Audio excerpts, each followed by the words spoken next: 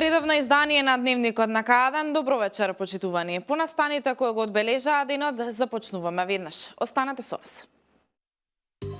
Финалната одлука за тоа кој ќе биде идниот собственик на Фени ќе се носи во рамките на стечајната постапка, согласно законските одредби. Зголемен е интересот на земјоделците за користење на парите од ИПАР-2 програмата. Пожар од страшни размери му се заканува на Лос Анџелес. Огното пустоши цели населби, илјадници луѓе ги напуштија домовите.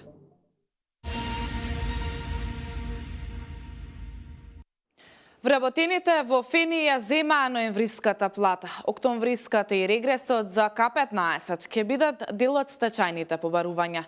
Комерцијалните банки доверители на Фени денеска преку соопштение информираа дека само еден од потенцијалните инвеститори го потпишал меморандумот за разбирање во финалната одлука кој ќе биде иден собственик, ќе се носи во рамки на стечајната постапка. Дијана Иванова повеќе. Само еден од потенцијалните инвеститори го потпишал меморандумот за разбирање кој до сите заинтересирани инвеститори го доставија комерцијалните банки, најголеми доверители на Фени индустрија во стечај.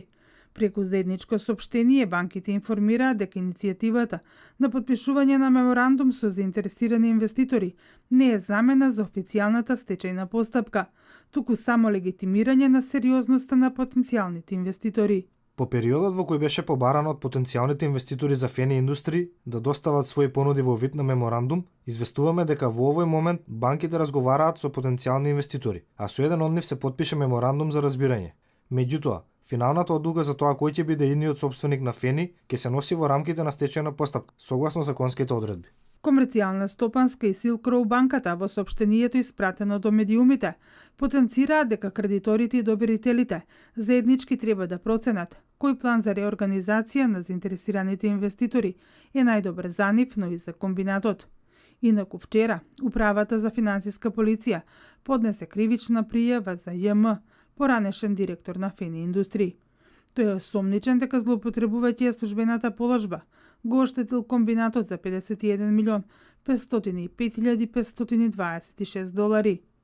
Вработените кои сега се со статус на стечајни работници, денеска ја добија ноемвриската плата.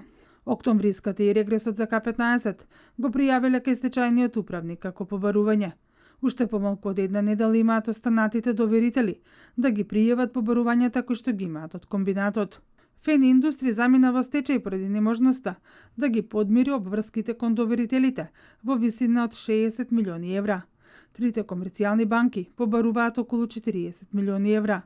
Колку точно и на кои се компании и конзорциуми им должи Фени, ќе се знае порочиштето за утврдување на долгови, кое е закажано за 11 јануари наредната година во Велешкиот основен суд.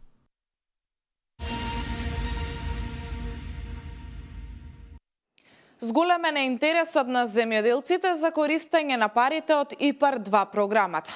За разлика од претходните години, кога најмногу се аплицираше за обнова на механизацијата, сега се бара кофинансирање и на инвестициите за обновливи извори на енергија и за развој на руралниот туризам. Земјоделците се повеќе се интересираат за користење на пари од ИПАР-2 програмата. На последниот оглас од април оваа година доставени биле речиси 1400 барања.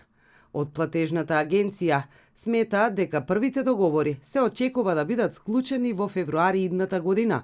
Во Агенцијата за поттик на земјоделството во Велес стигнати се 90 апликации, а на половина од нив треба да се направи одредена дополна. Треба се пази и на законските рокови, тоа да биде стручно и да ги испратиме земјоделците како што треба во однос на овие дополни. Значи, како стасуваат дополните, ние сме за нив и тоа го правиме. Понатаму следи да имаат и соодветна контрола од платежната агенција и се надеваме дека добрите апликации ќе бидат успешни, каде што повратот на средства треба да им биде од 60 до 70% од вредноста на инвестицијата. Стапката на кофинансирање на инвестиции во земјоделските стопанства наместо до сегашните 50, сега може да се зголеми и до 70%, доколку се инвестира во неразвиените планински подрачја. Ако во претходните години најмногу се аплицирало за обнова на механизација, сега се бара кофинансирање и на инвестициите за обновливи извори на енергија и за развој на руралниот туризам. Подобрените услови доведоа и до поголем интерес кај земјоделците.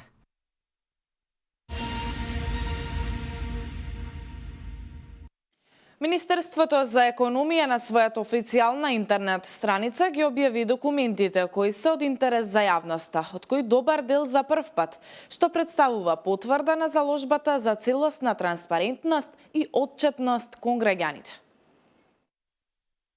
21 документ објавени на веб страната на Министерството за економија. Интересот на јавноста е приоритет, а транспарентност и отчетноста заложба на Министерството за економија, па затоа на јавен увид за прв пат се понудени документите, велат од Министерството. На интернет страницата за прв пат може да се најдат буџетот на Министерството и извештаите за негова реализација, ревизорските извештаи, планот за јавни набавки со сите измени и дополнувања, правилникот за изменување и дополнување на правилникот за систематизација на работните места во Министерството, списокот на сите вработени со позиција, мејл и телефон, правилникот и контакт лицето за заштитено внатрешно пријавување и офицерот за заштита на лични податоци. Од Министерството информираат дека дополнително по техничкото прилагодување на страната ќе биде креиран онлайн календар со најави за сите настани.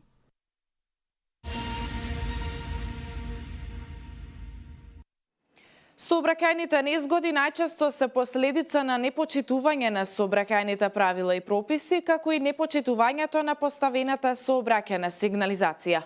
Републичкиот совет за безбедност на сообраќајот на патиштата со потсетување до возачите за дел од сообраќајните правила и прописи кои многу често не се почитуваат од страна на возачите, а кои се особено важни за безбедноста во патниот сообраќај.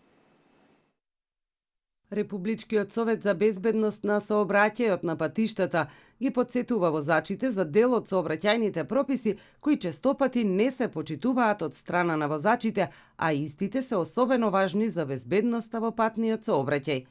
Тие упатуваат апел до возачите максимално да ги почитуваат правилата и прописите.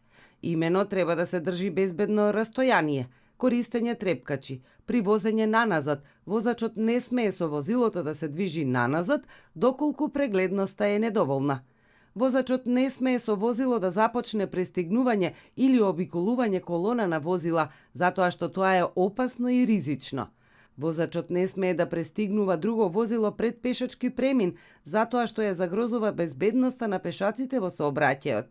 Од Републичкиот совет за безбедност на сообраќајот на патиштата апелираат до возачите дека истите се должни да го приспособат возењето со цел да не ги испрскаат пешаците, возачите на велосипеди, мопеди и слично, а исто така при технички неисправно возило, возачот кој не може да ја следи утврдената брзина на движење на патот и со тоа го попречува нормалното движење, должен е да вози по крајната десна страна, а доколку тоа не е доволно, должен е да го запре возилото на првото погодно место надвор од коловозот.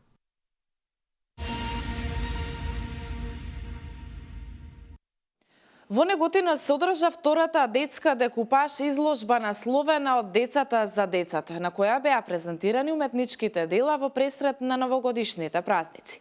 Валентина Михајловска повеќе. Во Градскиот музеј во Неготино се одржа втората детска декупаж изложба насловена од децата за децата, на која беа презентирани уметничките дела во пресрет на новогодишните празници. Изработките беа создадени од страна на децата на занаетчиската работилница Мис Креатив. Тие се согласиле средствата од продажбата на истите да бидат наменети во хуманитарни цели. Редно работеа и се сложија нивните изработки да се продаваат во хуманитарна цел, за да се обезбедат средства за новогодишни пакетчиња за децата од ранливите категории. Така да се надеваме дека ќе излеземе на еден убав одзив и дека ето уште од најмала возраст ќе ги разбудиме хуманоста и солидарноста и кај на младите. Ова е втора декупаж изложба, но прва со хуманитарен карактер. На работилницата учествуваат деца од предучилишна возраст, како и ученици од основните училишта од Неготино.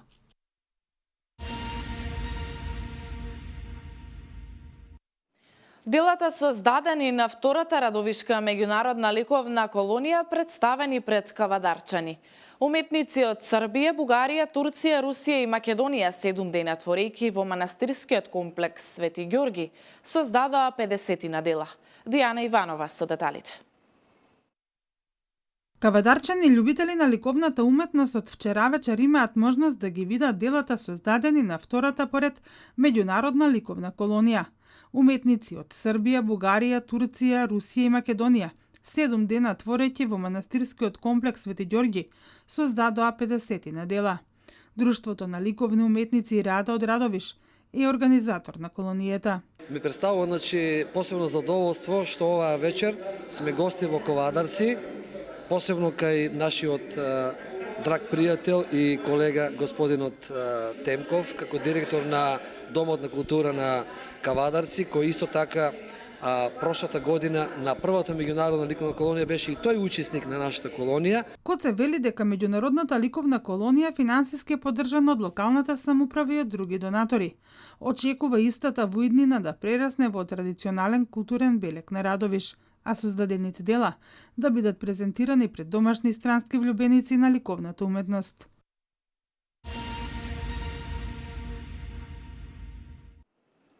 Македонија може да биде транспортен центар на Балканот, зашто преку неа минуваат два важни коридора, 8 и 10. Истакна премиерот Зоран Заев на меѓународната конференција посилна регионална интеграција на Балканот, што се одржува во Софија.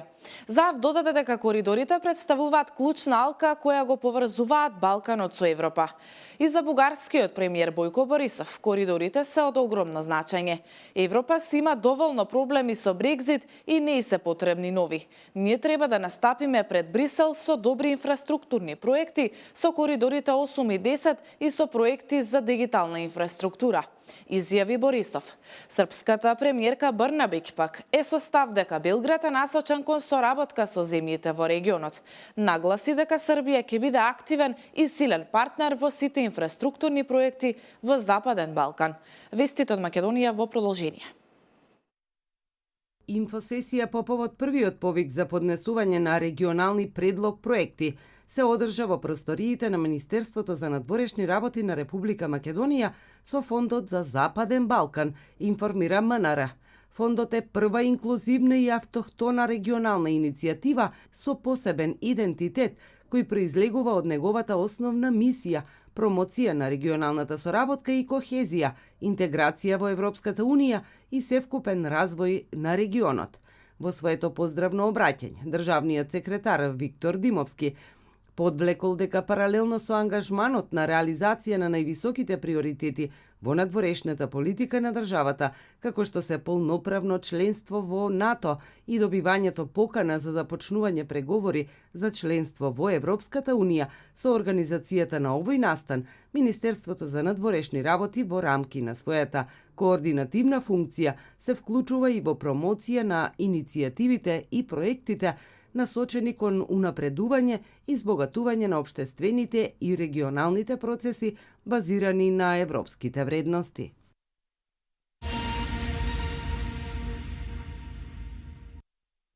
Делегација на МВР предводена од државниот секретар Магдалена Несторовска присуствува на 5-тата глобална конференција на Интерпол за трговија со луѓе и илегална миграција во Доха, Катар, информира МВР. Несторовска остварила билатерална средба со министерот за развојна администрација, труд и социјална политика и национален координатор за трговија со луѓе на државата Катар, доктор Еиса Саад Ал-Наими, на која биле разменети искуства во врска со потребата од градење заеднички пристап во борбата против трговијата со луѓе и илегалната миграција. Исто така на средбата, министерот Ал-Наими во име на државата Катар ја изразил потребата од продлабочување на соработката помеѓу двете држави и во други области од заеднички интерес на Република Македонија и државата Катар.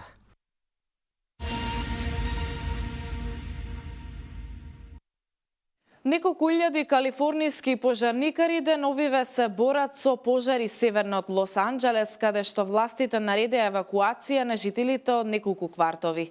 Вчера пожарот уништил 20 хектари вегетација и се уште не е ставен под контрола. Денес градот се задушува со густ чат откако гигантски пожар изби во понеделникот во округот Вентура, северно од Лос Анџелес. Помогнат со силниот ветер, пожарот сега зафатил дури 26.000 хектари. Представува закана за 12.000 објекти и поради пожарот биле евакуирани 27.000 лица. Блог вести од светот.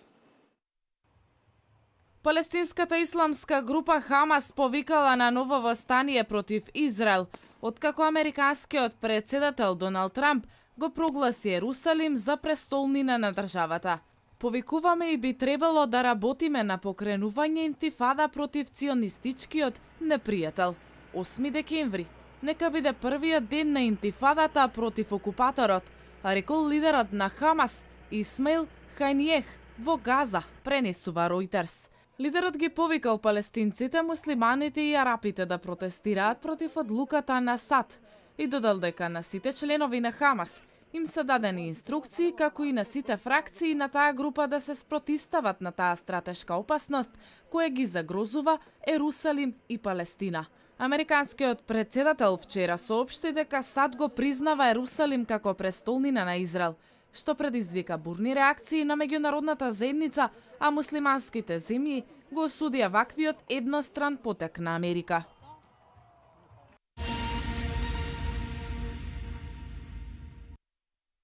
Големите заеднички вежби на војските на САД и Јужна Кореја и заканите на американскиот превентивен напад представуваат факт за војна на Корејскиот полуостров, рекол портпаролот на Министерството за надворешни работи на Северна Кореја.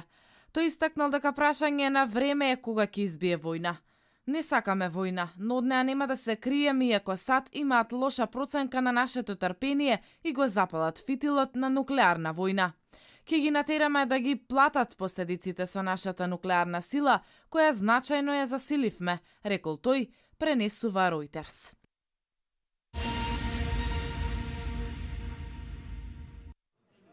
Повеќе од половината земји членки во Советот за безбедност на Обединетите нации побарале одржување на воредна седница на Советот по одлуката на американскиот председател Доналд Трамп да го признае Ерусалим за главен град на Израел. Шведската мисија во Обединетите нации преку соопштение информира Боливија, Велика Британија, Египет, Италија, Сенегал, Уругвај, Шведска и Франција побарале од јапонското председателство на Советот за безбедност да организира воредно заседание. На истото своје обраќање ќе има и генералниот секретар Антонио Гутераш. Очекувањата се дека заседанието на Советот за безбедност на Обединетите нации ќе се одржи утре.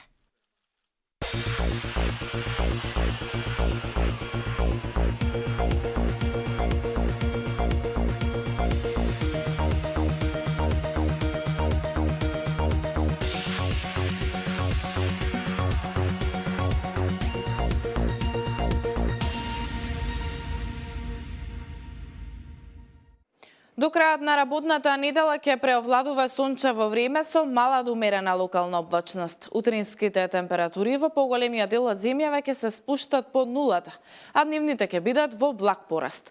Во сабота облачноста ќе се зголеми, а на запад од крајот на денот ќе започнат врнежи од дожд. Преку ноќта кон недела краткотрајно врнежите ќе се прошират во поголемиот дел од земјата. Во недела претежно во западните и источните делови ќе има повремени врнежи кои понекаде на повисоките места ќе бидат од снег. Почитувани, тоа се за овие вести. Ви благодарам за вниманието. Имајте пријатна вечер.